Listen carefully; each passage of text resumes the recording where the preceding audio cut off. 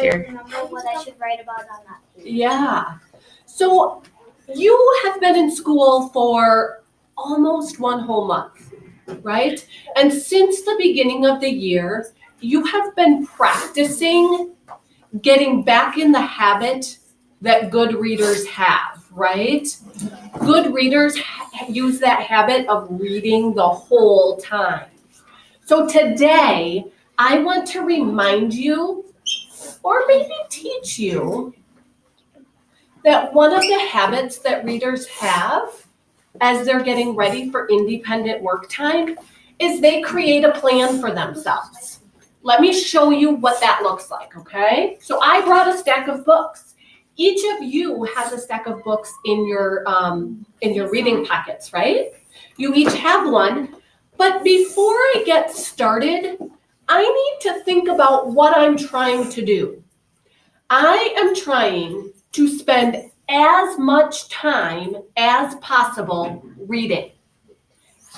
Give me a thumbs up if that's your goal while you're during that independent reading time, to spend as much time as possible reading. That should be everyone's goal, because we know that the best way to grow as a reader is to spend a lot of time reading, right? So you are lucky in 2nd grade because you have a lot of time to read, okay? Usually 2nd graders read for about 20 to 25 minutes.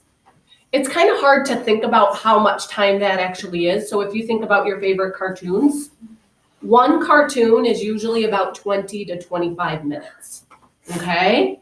So you're spending a whole cartoon reading. In order to do that, you need to have lots of books. And you also need to think about yourself as a reader, and you need to create a plan. So when you're getting started creating your getting ready for your independent reading time, you need to come up with a plan. So here I brought a stack of books. I brought a book, Surprise for Charlie. I've read this one lots of times, and I know there are not that many words in it, but it would be good practice for me. I'm going to put this one at the top of my stack, okay? Because I know I'll be able to read it quickly, and then I'll just be done with it, okay? I also have A New Friend at the Beach. This one has a lot more words in it, but I know it's just right for me. It's not my favorite book, so I'm going to save some of my favorites for later. So I'm going to put that one right after A Surprise for Charlie. Who doesn't love Elephant and Piggy? These books make me laugh.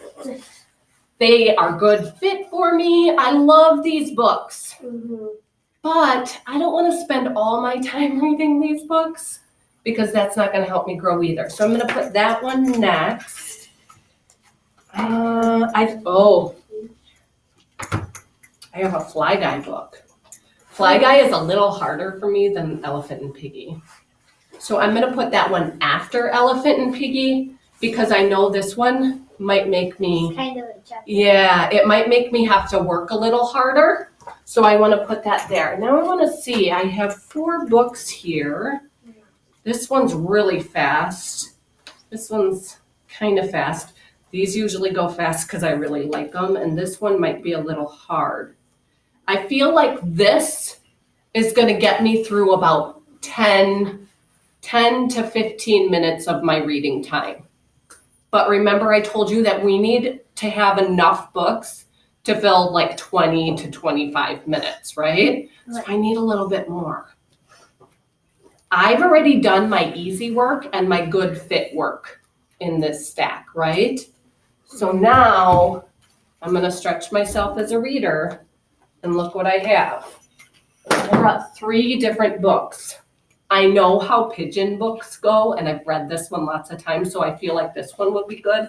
This is a new one I found called Don't Call Me Bear. I've really been excited to read this one, but there's a lot of words, and I think I'm going to have to work pretty hard. So I don't want to spend a lot of time on something like that. And then I have Go Away Unicorn. This one looks like it might be good for me. Go Away Unicorn? Yeah. So I kind of feel like This one is a little bit too tricky for me right now, so I'm gonna set this one to the side for my plan today. And I'm gonna start with this one because it's pretty long. And then I'm gonna add the pigeon has to go to school at the end, okay? Because I really wanna end with a good book. I feel like this was enough for me to get through my 20 to 25 minutes, right? But I had some other books.